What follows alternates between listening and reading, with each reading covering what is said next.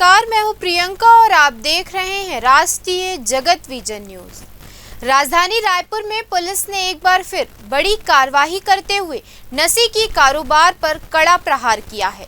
तेलीबांधा थाना क्षेत्र में पुलिस और एंटी क्राइम एवं साइबर यूनिट की संयुक्त कार्रवाई में 3 आरोपियों को गिरफ्तार किया गया है। इनमें बरामद हुई है 6.30 ग्राम हेरोइन।